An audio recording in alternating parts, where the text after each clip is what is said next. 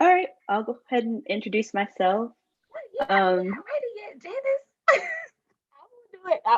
I'm gonna do a slight intro, and then I'll say, okay, so we're gonna start with Janice for the introduction. All right, Janice is the Bradley of the women group.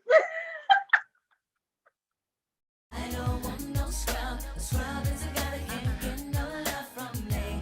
Hanging out the passenger side of his best friend's ride. Trying to holler at me. All right, everyone. We're so glad that you could join us today for this video. You all already saw the men's version of the law of attraction. What do men really want? And so I'm excited to have a group of wonderful women today to talk about what attraction looks like for women. What do women want? What do women need?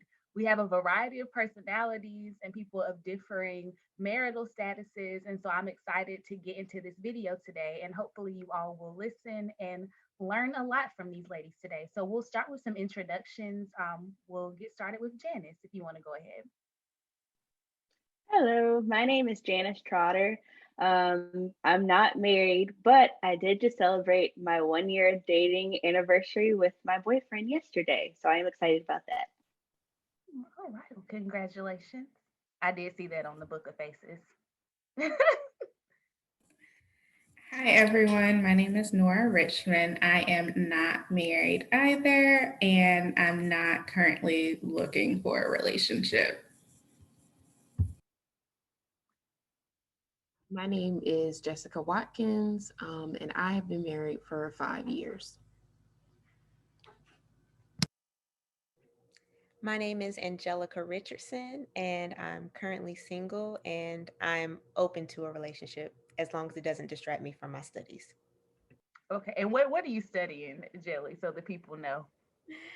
I'm in law school. Okay. So now y'all know who's in the room. I'm going to get started with what I believe to be a softball question, and we'll just see where things go from there. So, ladies, what attracts you? And if you're already married, what attracted you to your husband? I guess I'll go first. Um, so initial attraction, I think I'm drawn to a person's smile. I tend to look at people's smiles anyway, even if it's not like someone I'm attracted to. I'm just like I automatically just look at people's teeth. So like if I'm attracted to a person and like they have a nice smile too, that's like, oh, that's a plus. Um, I also like dimples, so I guess it helps that my boyfriend has dimples and a nice smile. But that's like initial attraction because I don't really have like a type per se. I don't got no type.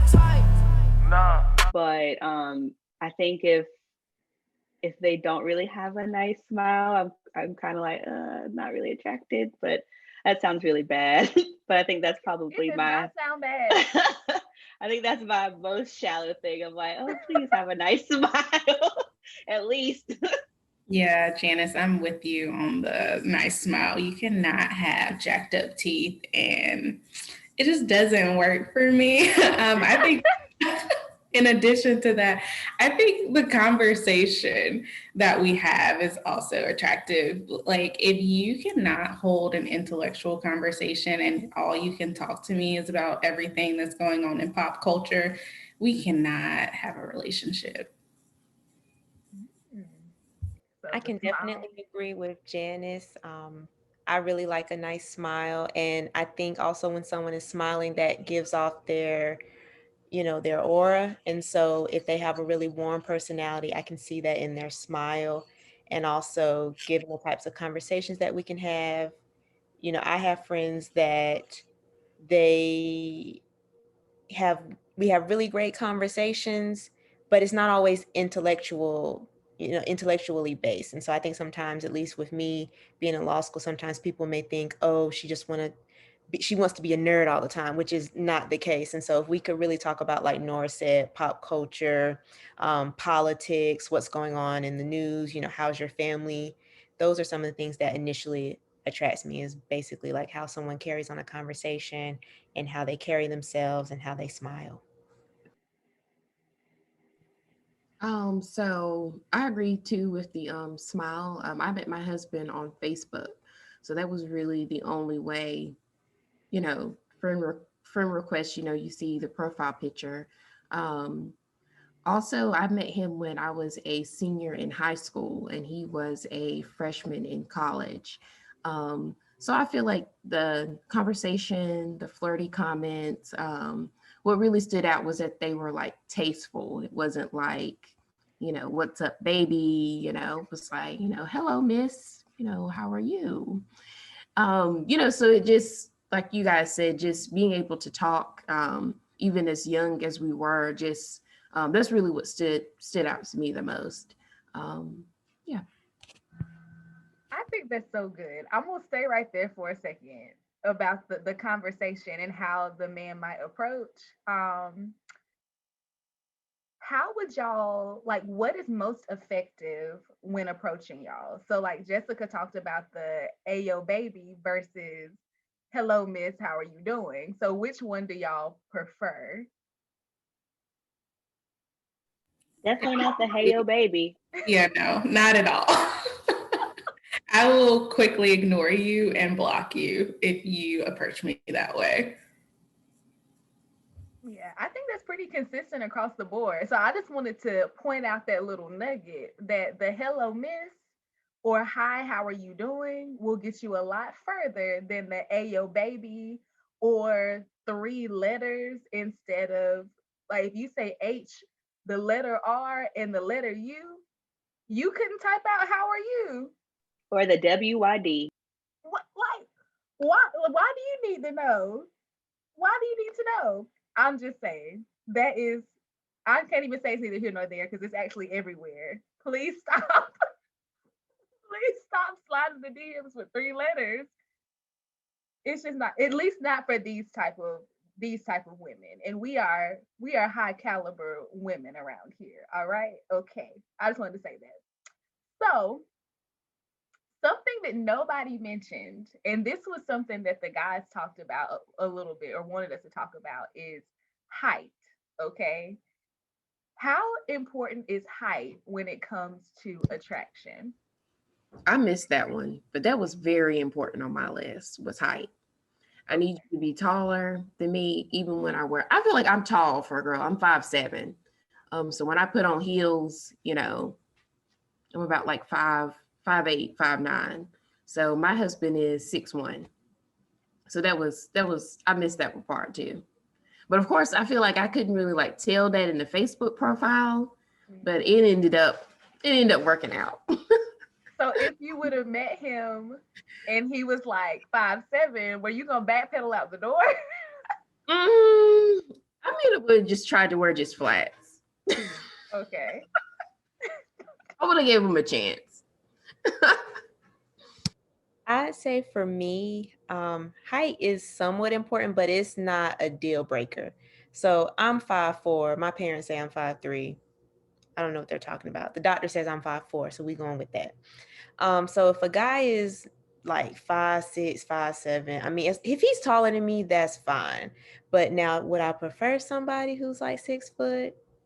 Yes, I do.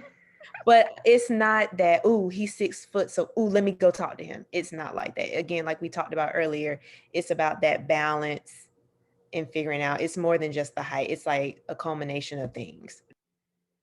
Yeah. Yeah, Oh, sorry, Janice. I would agree with everything Angelica and Jessica said. I'm 5'2", so it's very few people who are shorter than me. But yeah, I don't know. It's something about like shorter men. Sometimes they have confidence issues, and your confidence issues cannot impact our relationship. So if you're struggling with that, it's just not going to work. But yeah, I'm already short. We can't have two short people trying to reach something on the top shelf. That just isn't going to work. yeah, I would say it's not a deal breaker because I would say I'm average height, 5'4", and like people that I've dated, like I've not dated anyone shorter than me. They all tend to be, I guess they all tend to be taller, but that's like not something I'm really looking for.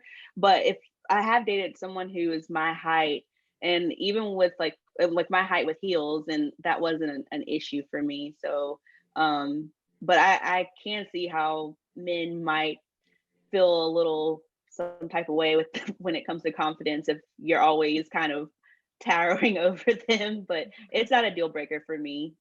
So, I think that's good. And I think it's important to highlight, like, are you confident at whatever height you might be? Because like I think most of my most serious relationships, the guys have been tall, but I have dated people who were my height. And the problem is not that you're my height. The problem is if you're gonna give me the side eye when I wear heels and I'm like I'm a little bit taller than you. So like if you're insecure, because I'm gonna wear heels regardless, you know, I'm gonna wear them. So like what's your reaction gonna be when I do that? Are you confident? Because sometimes you might be a little bit shorter, but maybe you have a tall presence or something like that. It's all in how you carry yourself, I think.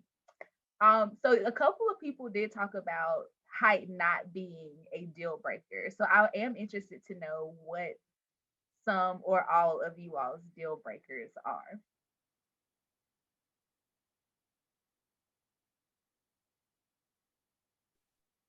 I guess I can start. Or Nora, you go first. Okay. I was going to just say, I think confidence and being secure in who you are, like if you're not confident and you have insecurities that you haven't dealt with, that's definitely a deal breaker for me. But I also think if you don't have goals and ambitions or a plan, I cannot carry you. I need for you to have some type of goals. I can't fall in love with your potential. I need to see like actionable items and like what you're doing to achieve these goals. It can't just be one person carrying a relationship. And I also think just for me and where I am, like if you don't have a relationship with God, that's a deal breaker for me because I need for you to lead eventually. So you can't lead yourself in a relationship with God, then you can't lead me in a relationship. I guess I'll go next. Definitely agree with everything Nora said. I'm going to piggyback on two things she mentioned. And I'm just going to just say this. So I used to be a person who would always like be optimistic and try to look for the potential in somebody. And so a lot of my friends were like, you're always in these relationships with people you have to fix. And so like moving forward, I said, I am not about to date anybody else that I have to fix. If they don't have, their stuff together, then I just have to move on. And luckily I haven't had to move on from this relationship. But I told myself I'm not fixing anybody else. Because I feel like a lot of times women do become fixers when they see potential in men because they're like, oh, like he's trying to go to school or like, at least he's working, like trying to make excuses of what they think he could be. And I said, I'm not going to do that anymore because you waste a lot of time like trying to fix that person and you pour so much into that person that you feel empty. So I said, I'm not going to do that anymore. And then, yes, definitely somebody who is God fearing. I dated an atheist. It was probably one of the worst decisions I've ever made in my life. That relationship drained me like completely. Like I like even like physically, like not only like emotionally and spiritually, but physically, I was just always tired. And so I told myself again, that was somebody else I tried to fix because they basically made it seem like me being a Christian, that was a great thing and that was just kind of their way to pull me in. But yeah, I definitely said going forward we had to be equally yoked, or else it just wasn't going to work. So definitely agree. I guess I'll go. So for me, some of the deal breakers would include, so when a guy does something like, okay, so let's say you're communicating what the issue is. Okay, this is my issue with you, or this is our issue, this is my issue with us, and I need for us to fix it. And then he says, okay, I'll fix it. But then a month later, we're still having the same issues. Nothing, as Nora said, no actionable items. I haven't seen any type of progress. And then once I say, okay, I'm done with it, I don't want to do this anymore. And then you're coming back and saying, no, no, no, I promise I'm fixing it. I'm getting it together. So I hate to say that, I need things done quickly, but if you're not giving me a reason or giving me evidence that you are working towards something and I can see your progress, then I can't, that's a deal breaker for me. Like I need clear communication in all aspects. So whether that's communication through your actions, whether that's communication through your text messages, you know, it's not even a matter of being clingy because I'm not a clingy person. Like honestly, I could see you once a week and be fine given my schedule. But Feel if that deeply. I just want to say a yes and amen. Okay, continue. but it's all in how you approach the situation and how you communicate. If we're, you know, if your schedule starts to change, then say, hey Angelica, you know, my schedule's changing, we're gonna have to work on a few things. It really, I think some guys really make communication harder than what it is. Just from my experience, when it really doesn't have to be that hard. I mean, I understand things come up with me sometimes. I keep my phone on do not disturb most of the time. And my parents are like, what is wrong with you? My cousins are like, hey, I'm calling you. So I get it. But, you know, like I said, clear communication. If you can't communicate with me, that's a deal breaker. No one has really talked about kids. And I would love for us to talk about that because for me, I'm at a point where I don't know if that's a deal breaker or not. I want to say it's not a deal breaker, but then when you start thinking of long term, how things can be. So, like if I marry a guy who has kids from a previous marriage, does it depend on how old his kids are at the time we get married? Because let's say the kids are like 15, 16, they're about to be out of the house. And then again, your husband isn't on, you know, you don't have to worry about the child's mother threatening with child support or any of these things versus if they're, when you're getting married, they're like a 2 or, well, hopefully not 2-year old, but let's say like 5 or so, you know, what are the implications of when you're trying to raise your child versus trying to also deal with someone else's child? And so that's something I could go on about because I think that's a lot of question. That's what a lot of me and my friends are talking about now when we're dating is, do we date guys with kids, you know, that sort of thing. So I'm still thinking about that, but I would even think I'm starting to think infidelity. Like if I can't, or trust, like if I can't trust you, then that's a deal breaker too. I agree with Angelica on like the trust part and just being able to be honest. Um, Also, like if you feel the need to like always be right, um, and you can't, you know, just see that someone could like, that you could be in the wrong about something or just take constructive criticism well or be open to like, hear what I have to say and then, I hear what you have to say, but at the same time being able to acknowledge that you were in the wrong for something. I think that's a big one for me. That's good. There are a couple of things that I want to break down that y'all talked about. So we'll start with Jelly's first because she just mentioned it. Is having kids a deal breaker? Um, why or why not? I used to think that it wasn't a deal breaker, but then from experience, I learned that going forward, it was going to have to be. So I dated a person who had two daughters, and both of them were like preteens. And so they were older.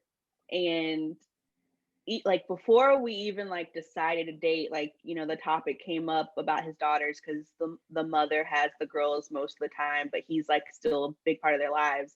And I was like, oh well, how do they feel about their dad like dating? And like one thing he said, he was just like, well, I'm grown, so it has nothing, like they have no say. Well, then that came back, and like it came back negatively on me because it when our relationship wasn't working out anymore, it was all like, oh well, I'm putting too much emphasis on this relationship and not enough time into my daughters. And so it became like his daughters became like a crutch as to why the relationship didn't progress forward. And so to me, I feel like if there's open, honest communication about where you stand, like how much you're in your children's lives, or open about like the ex and things. And yeah, but I feel like for him, he wasn't really honest in the beginning of like his daughters actually being okay with their father, which I mean, they're older. Like I feel like they do have some say in what their dad does in a sense. So if they were uncomfortable with that, I felt like that was something that should have been voiced in the beginning. So I told myself, like, if I were to have to put myself out there again, um, maybe tread lightly with older children or even younger children, because I think it's weird for me, like somebody who's just had a baby and they're putting their stuff out there looking to date somebody. I'm like, you literally just had a baby. That's a baby. Toddler one thing, but that's a baby. So you just got out of a relationship. But I don't know. Before it wasn't a deal breaker, but I will say that it might be more so a deal breaker nowadays as I've gotten older and dealt with somebody with kids that weren't mine. So maybe it's like a yellow flag. Yeah, I think for me, it is a deal breaker. I don't want to date someone that has kids. And I know you don't know like what's going to happen, but those are just like what if scenarios that I don't even want to have to like figure out. And so I think just eliminating men that have kids, like they could be great guys, but they just are not going to be great for me.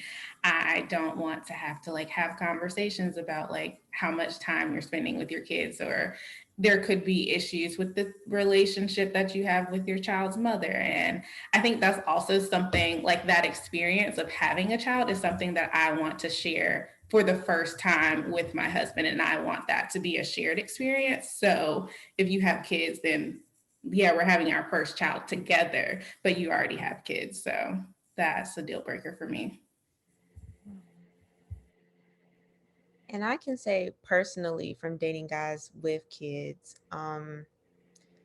it like just hearing how they talk about the mom, it's just like, so if I am going off on you, are you saying that about me too? Like, I just don't, I just, and then also just how they approach it of when you're just talking about them, you act like it didn't take two, I'm assuming, to get pregnant. So, I just, yeah, it's very difficult. I think it can work because I've seen, like I have one aunt who she ended up marrying a guy, and it ended up working out, and she actually had a child before they got married. Um, but I mean, their relationship, I don't have relationship goals or anything, but I definitely look at their relationship as something that I would model. And so I think it is possible, but I think it does go back to the open communication. And also, that was like back in the early 2000s. Like, it's just a different breed out here in these streets nowadays. But yeah, it's a lot. Yeah, I think one thing I think about is like, are there a lot of guys that don't have kids right now? Like, I find the dating scene is like it's very skewed right now. I don't know, but I do. Oh, go ahead, Janice. no, I was gonna say I feel like the older we get, like, it's like that number decreases, like the number of men who don't have children. So I was like starting to wonder, like I'm like, okay, am I going to have to end up marrying someone with a child? Like I really thought that was gonna have to, happen, because so many older men, because I'm not necessarily saying like I wouldn't date someone younger than me, but like a lot of times, like, I'm gonna be 30 this year. So I want to date somebody or be with somebody who's fairly close in my age. And a lot of 30 and plus year old men have kids. So Yeah, I think I did go on a couple of dates with someone who had kids, and things that I listened out for were like, how active are you in your children's lives? Because to me, I hadn't decided if having kids was a deal breaker or not. But to me, if you're not supportive of your own children, then I'm not ever gonna want to have children with you. Like, it's a no. But also, like Jelly mentioned, how do you talk about like, how do you talk about your baby's mother if you are dogging her out all the time? You don't have anything positive to say. You had a child or children with her, so like, what's going on? Like, we can't, let's not be that disrespectful. So I will say, I think at the age I'm at right now, it's like a yellow flag, depending on how you talk and how supportive you are of your children. But one thing that is a deal breaker for me is a dramatic baby mama, because I don't have time in my life for any additional drama, and I'm not about to deal with that. So that would be a deal breaker for me. Yeah, it would be. Jessica's down there thinking, like, thank God. I didn't have to worry Right. about that. Jessica's like, I don't even have to deal with these things at all. Yeah. Yeah. Another thing that I wanted to circle back around to for deal breakers is several people, or at least a couple people, talked about like having a relationship with God. And so I kind of want to hear from the ladies' perspective what a relationship with God looks like, should look like in a man that you're serious about dating. Because when I was talking with the men, they have a distinction between like having a relationship with God and like you're just, that means you're super churchy, and whether or not that is attractive. And so I want to know like what would the ideal relationship with God look like for a man that you're dating or married to. Got some married folks on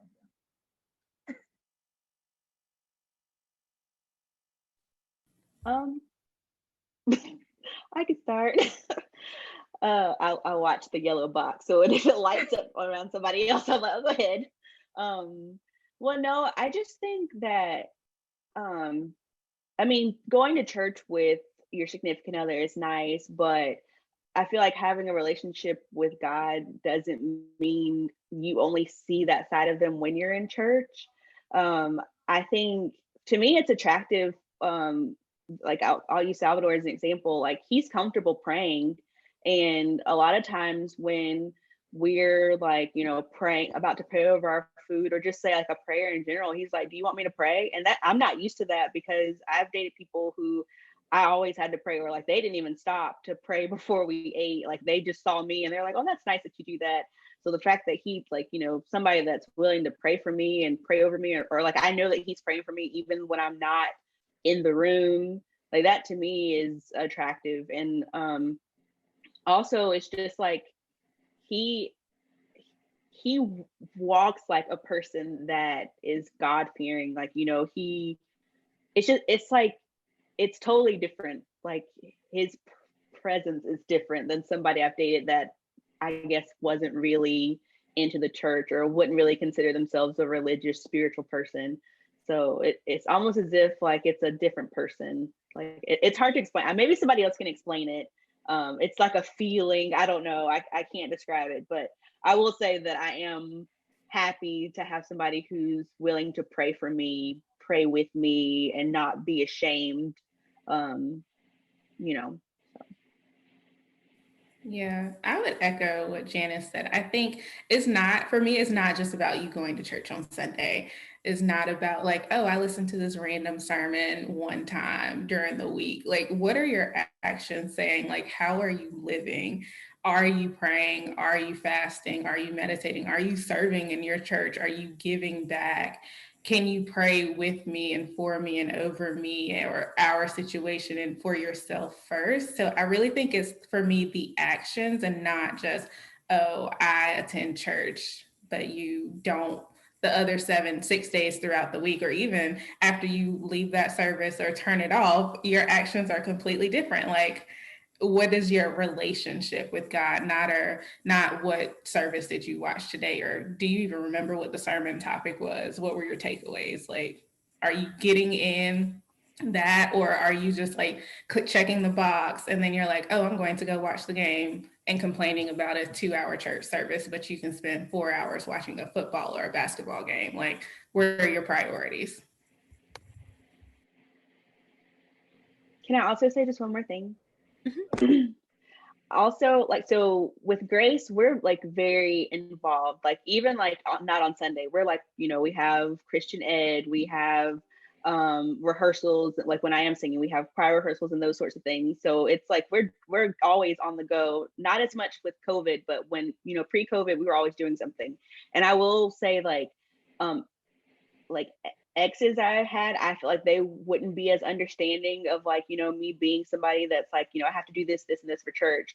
Where like now, like I don't feel like, you know, I don't feel bad for having to do these things, like, you know, having to say like, hey, well, I'll have to talk to you or see you later because I have Christian ed. Like, you know, he'll at least watch it with me.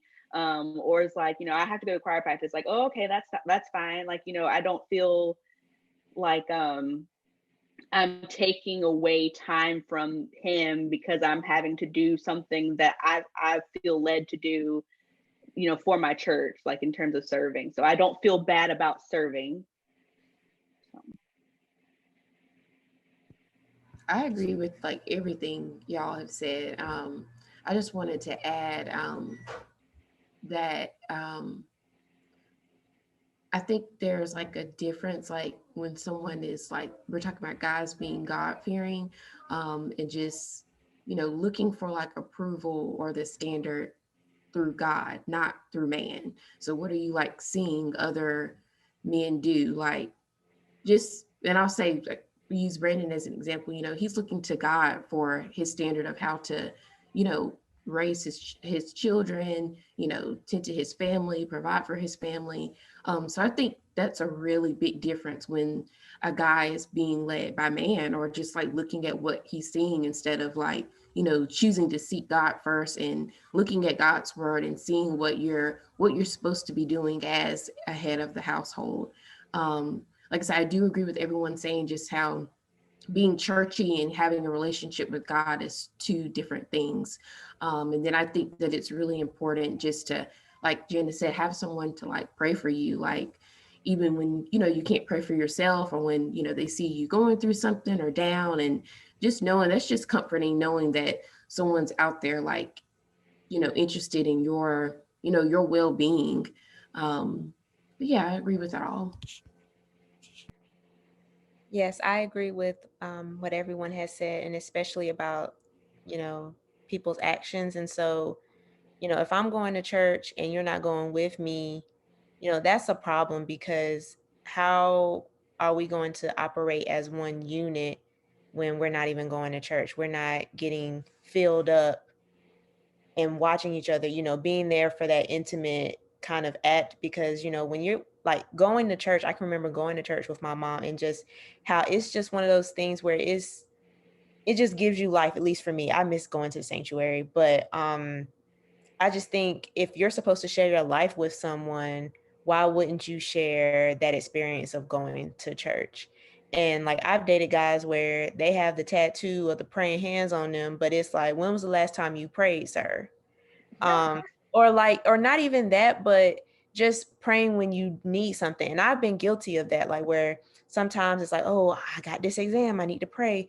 But I've really tried to, and through grace, you know, doing the when we were reading the Bible like every day, I really like that. And when I would get behind, I beat myself up about it. But being able to really put God into the routine, you put everything else into your routine, why shouldn't God be in it? And so I think that, you know, having God in your life, it just keeps you centered, and it will help keep us centered. Mm, I think that's also good. And they didn't mention not one time you need to be a pastor or a preacher. They didn't say that you need to be running laps around the church service or like bucking and shouting. But it's just like what is your fruit? Can we even tell or have a conversation with you about the Lord at all? Um, they talked about it being about God being a portion of their life, how they walk, how they're raising their children, not just, I went to church today. Good for me. There's no evidence of me being there. Um, so I just think that's so good that it's not it's not an unreasonable expectation when we say have a relationship with God. It just is like, it's just like, this is just like what this is what we need for you to be a good partner, and a good man for people who are I guess maybe this is a little bit biased because I do have all Christian ladies on here. So maybe for someone who's not a Christian, this wouldn't matter. But I did want to free up some men who think that having a relationship with God means I need to be bucking and shouting, and I need to be a pastor or a preacher, and I need to be in church every single day of my life, because that's just like not, it's not the same thing. Um, so yeah, I appreciate y'all breaking that down. That was good. Okay. Next question, which may be a little controversial. I don't know. What are some things that men can do to make themselves more attractive or more marketable? Exfoliate. No, I'm just playing. I feel like Angelica said it earlier. Communication is really important, but also being able to communicate how you're feeling is very important as well, because a lot of men do not want to discuss their feelings. And I think that is just something that is baggage that they're holding on to. But it really helps if you know how to communicate and you also know how to communicate how you're feeling, because if there's an issue, we can address it. But if you're just like holding everything inside and you're getting upset, and then at the end of the day, you're like blowing up because you never communicated that something was bothering you when it could have been an easy fix, then that's an issue. So communication.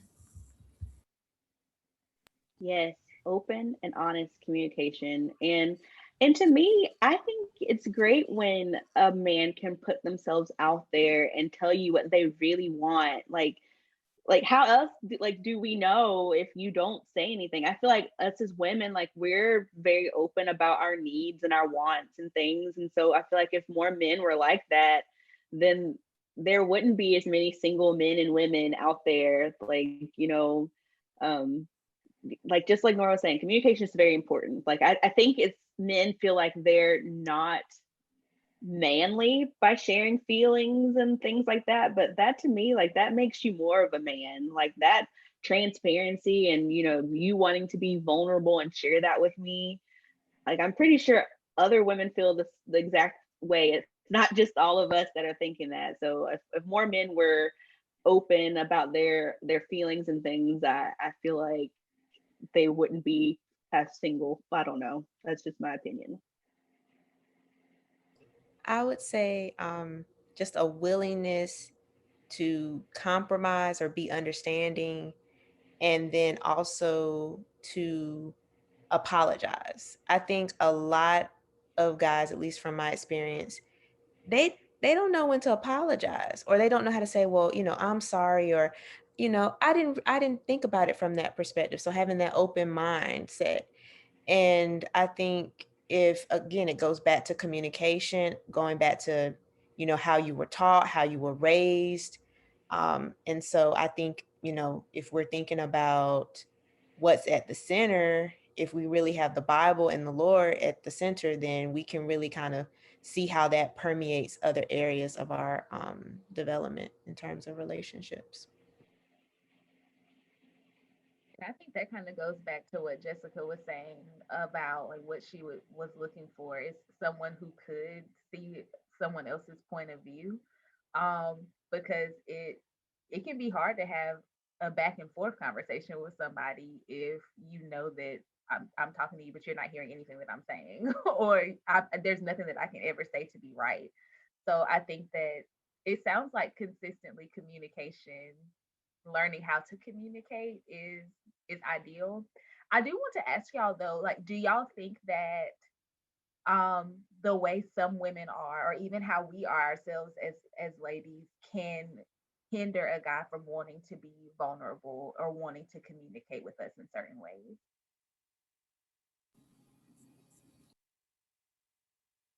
Sorry, I think so. But that is an insecurity that's within the woman and not something for the man to take on. I think that we all have to carry like our own stuff and not try to say like, oh, because you don't know how to communicate your feelings, then I can't be vulnerable with you. But I do think it takes like trust in having that past experience and being vulnerable and knowing that you know how to handle that is really important. But I think women can definitely make it more difficult, especially if you are not compassionate or you don't listen. Listening just to listen is different from listening to respond. So knowing how to listen is really important for both men and women, but I think women can definitely like make it difficult for some men to be vulnerable.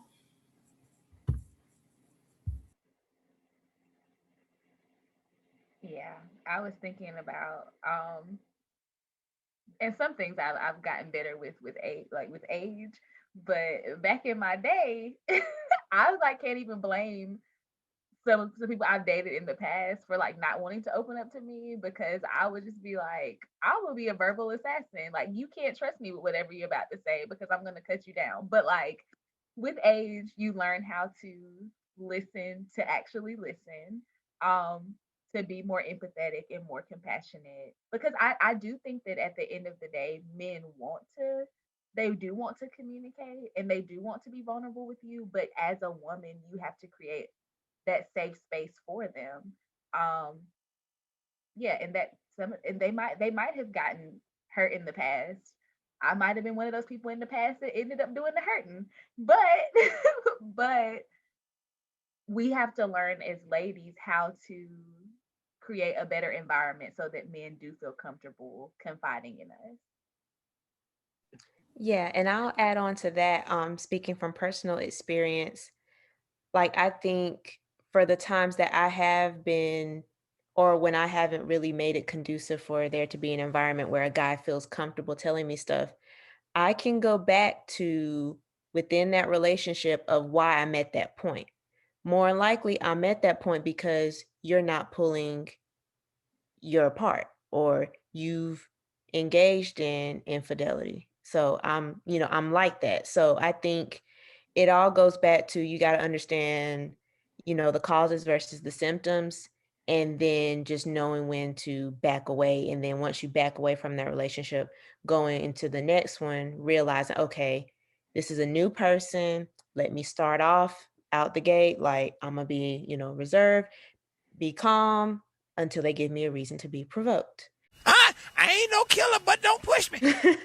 I mean, that's just how it is. Like, we all are human and God is certainly working on me, but I think it does. I feel like when, parents really pour into their children or, parents, cousins, whoever's raising the child, and they're really focusing on communicating and making sure that that child knows how to not lash out and how to really work with somebody, then that makes it easier for the partner. And that's boy or girl. So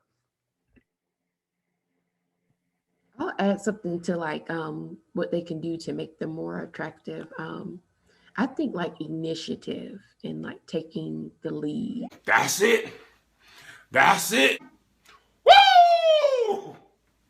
Preach!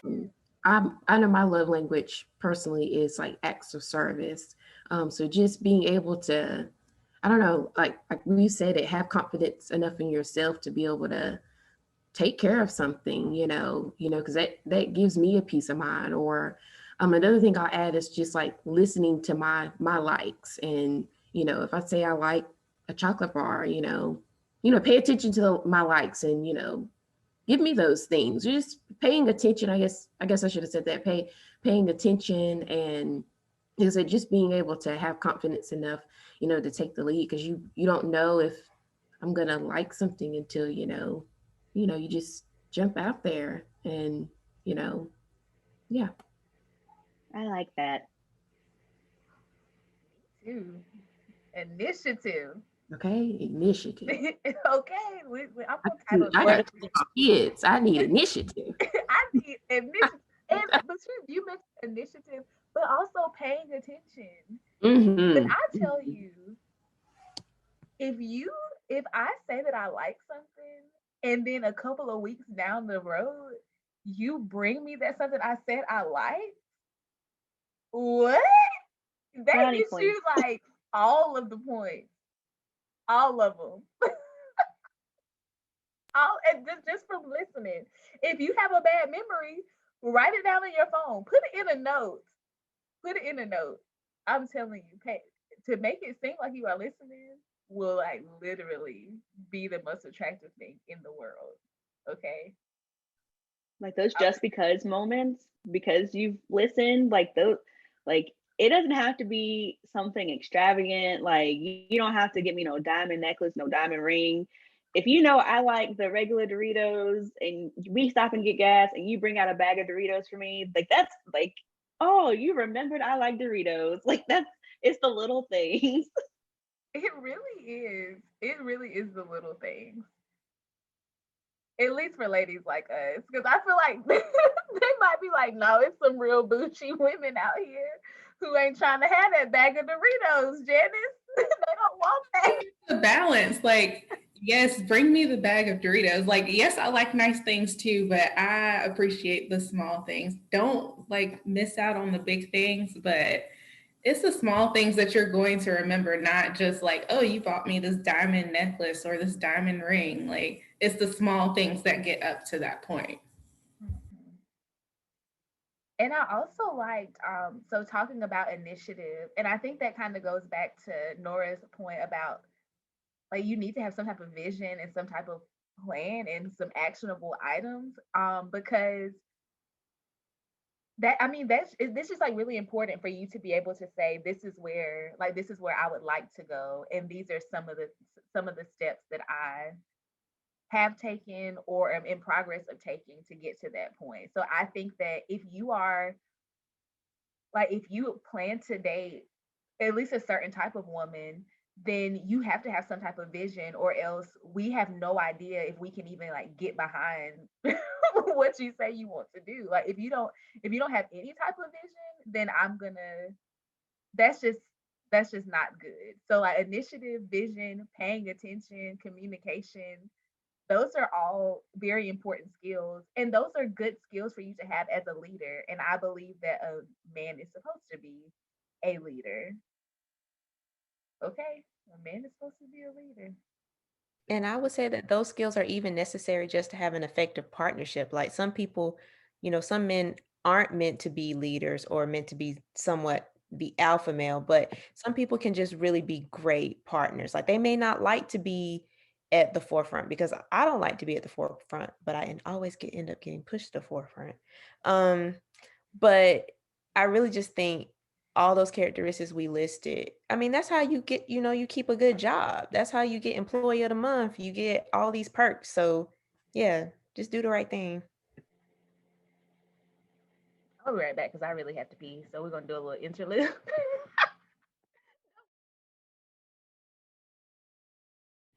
Oh, it did something weird where y'all are all in different places now. Really? Well, Yeah. I still see you have to everybody. go off camera for a second, so it probably shifted. Oh, okay. This is a kind of random question, but it's something that I've been wanting to know. Do y'all think it's okay for us to date multiple people if we're not exclusive? And if yes, like what should that look like? Like serial daters. um, I think it's okay. I think there definitely needs to be some boundaries. Like my mom used to always say I would put all my eggs in one basket and then it would always like not work out because the person that I put all my eggs in their basket wasn't the person I'm supposed to be with. So she was encouraging of like, just putting myself out there and like I mean maybe that's just going to the movies or going to get dinner, but I don't think it means being intimate with each of those people. Like, we not kissing on everybody and going to each other's houses and laying up on your couch or because I feel like when you do become intimate with people it makes it harder when you like if it doesn't work out it's going to be harder for you to step away from that relationship. But if it's just like friendly, like you guys are just amicable, like going to just see if like you vibe or like you can converse and it not be awkward. Because I have gone on like multiple dates where like and like the person I went on the date with, I was like, okay, this isn't gonna work because we are just not on the same level. And like, and I was fine. Like we both walked away from it. It was mutual, and it was just like it is what it is. But because I didn't put all my eggs in that basket. I wasn't like, oh, well, I should see if I can make this work, even though it's not gonna work, you know? So I think it can happen. It's just there needs to be some boundaries.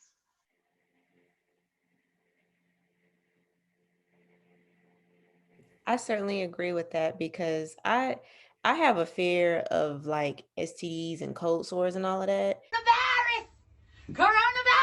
So yeah, we have to, like you said, be amicable, get to know each other, keep it to the friendly level. Like, yeah, you can come over, we can watch TV, but just doing all that with so many people, it makes my stomach hurt. And I think it's just you want to be fair in terms of you don't want to get too involved with this person and then y'all are so in this place where you're like, "Ooh, I like them." Like Janice said, I like them, but this ain't working, but I don't want to hurt their feelings. If you haven't really connected on that level yet, it's easier to walk away. And imagine if you're doing that with like 5 different people, so then your brain is so confused and you can't even focus on what you're meant to do anyway. So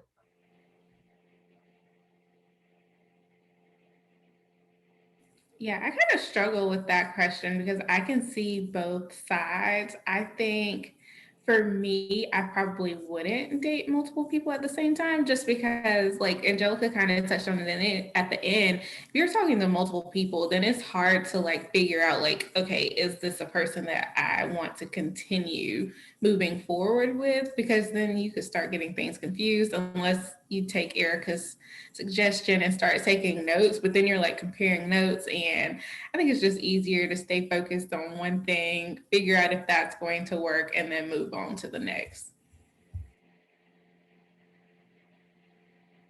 Yeah, I kind of struggle with this too. Cause I'm like, I think if you're not exclusive, then you should be able to date like whoever you want.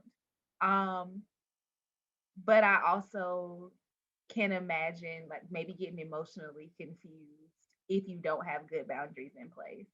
So I don't think it's anything wrong with getting to know somebody, and things of that nature.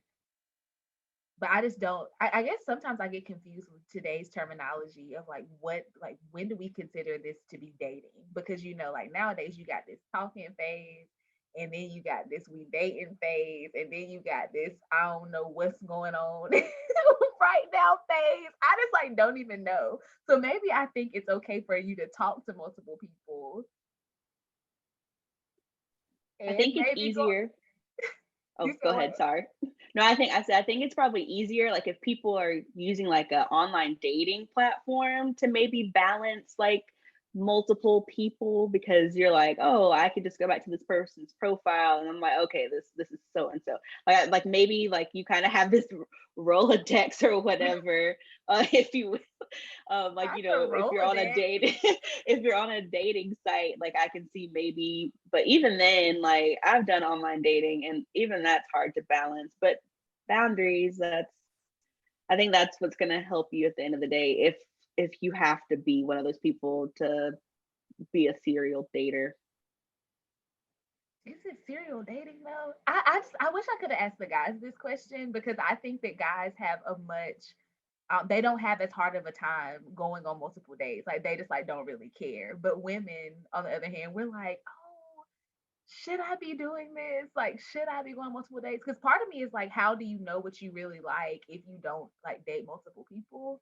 But at the same time, I'm like, but is it possible for women who are more emotional beings, I believe, um, to go on dates with multiple people and not become emotionally invested at all? Like, is it possible? See, this is why I was always putting all my eggs in one basket. I think my mom is kind of the same way. She if you're not exclusive, then she's like, yeah, go out and date people. Go out and do it. Go out to dinner. There's no harm in that. Which I like I not to say like go out here and just try to get this free meal, but I think it's okay for you to go out, have a good time, see if you vibe with somebody, and then as long as you're not being intimate with all of those people, then maybe it's cool. Um, and Janice, you described intimacy as like kissing and maybe the next Netflix and chill. Nobody talked about sex because I assume that y'all believe that to be the ultimate form of intimacy. Um, but is that really all that should be off limits if you're dating multiple people? Is just like the kissing and the Netflix and chill, or can you Netflix and chill with multiple people? I feel like it depends on the person and your boundaries. Like, you know what you can do with an individual when it's just the two of you together. So if Netflix and chill isn't something that you can do without going to the next level, then that's off the table. But if you can do it, then I can't tell you not to. So I think it just depends on your personal boundaries and what it takes to get you over those boundaries. Okay. All right. I think we've been on here for like almost an hour. I can't tell if that's because of my bathroom break or what. But I'm gonna ask one final question, maybe. Um, if you could give one piece of dating advice to anybody, it can be a younger sibling, it could be your younger self, what would it be? Oh my God, be patient. I wish I could have told myself this like coming up because, you know, like we have friends that, got married in their earlier 20s and, already have children and things. And I'm like, I'm about to be 30 and I'm not married and I don't have kids. And so like, I have to keep reminding myself that that wasn't the time that God wanted me to, find my husband or like have my children. Like I was supposed to do this, this, and this. So just be patient. Like I tell people, I'm like, I feel like I've found my person now, but like I'm 29 years old. And so they're like some of my classmates who were 22, 23, and they're freaking out. I'm like, you're freaking out. You have so much time left. I'm like, I need to get on the ball, start having these kids. But then I have to keep reminding myself, like, no, like, just be patient. God is working it out. Like, I just need to not worry so much about what he's already done for other people and focus on what he's doing for me. And yeah, so he's coming. He or she's coming. I would just say be confident in who you are and not compromising yourself for the other person. I think that if you start compromising who you are for your spouse or whoever you're dating, then that person probably isn't the person for you, because you shouldn't have to change who you are in order for the relationship to work. You should definitely grow together, but you shouldn't have to change who you are or go against your values and what's important to you just to make the other individual happy. So that's my piece of advice. My advice would be to don't overthink. Um, if someone presents the opportunity and they seem like a nice guy on paper, and even after you've met them, they're a good person, they're a good fit for you, but you may have your own insecurities, like because for whatever reason you're used to fixing people, and so now you're in the place where you're no longer the fixer. You're actually, both of you all are a prize, like you're good, he's good. Don't let that make you feel like, oh, I'm nervous, I'm not used to this, what do I do? And then you miss out on an opportunity. There's still probably going to be another opportunity, but you still want to make sure that you're optimizing all of your chances and that you're not second guessing yourself, because you are capable. I like all of those. Um, I'm gonna say pray. Pray about it, because God will remove them if they need to be removed. So I would just pray about it and seek Him, and He'll handle it if they're not, meant to be. If you're not meant to be with them. Drop the mic on that. I just dropped it because yeah, yeah. I'll just add to praying, listen for God's response, because sometimes we pray and then we do our own thing. We do our own thing anyway. So pray and then listen, and we have to be willing to be okay. If God removes them, be cool with that. If God lets them stay around, also be cool with that. You know, we just gotta see. But yeah, all Love right. This was a lot of fun for us to record. Those of you who watched this video, I would love for you to comment and let me know what you think about what these ladies have said. Do you agree? Do you think that you would do something a little bit differently?